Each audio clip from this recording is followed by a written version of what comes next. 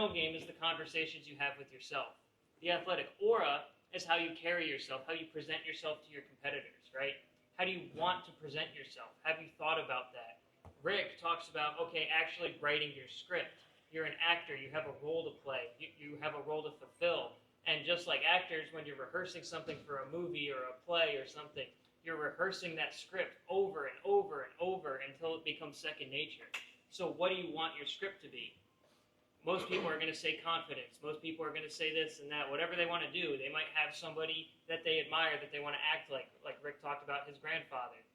But how you carry yourself can be the difference, right? At the highest level, when you get two bowlers, not even at the highest level, when you get two bowlers of equal skill level, the difference is going to be their athletic aura, how they carry themselves, how much they believe in themselves, all that kind of stuff.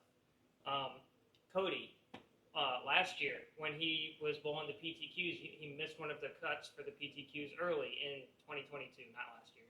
And he calls me on the phone, and he's, complaining about this and that, strategy, ball motion, whatever.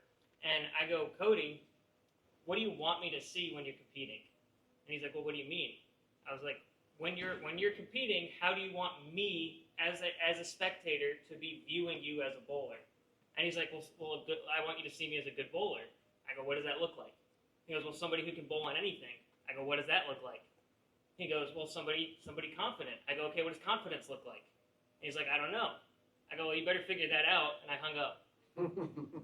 Right? Like, there's not much to talk about until you have a picture in your head of what you want that to look like. So we talk about writing your script, figuring out what you want to do. What does confidence look like? Oh, carrying your head high, walking taller, that kind of stuff. If you're bowling in match play, how many times are you afraid of the guy that's looking like this whenever they're competing, or walking off the approach going like this? Right? You're not afraid of them. You're like, yeah, you're done. You're not going to do anything, right?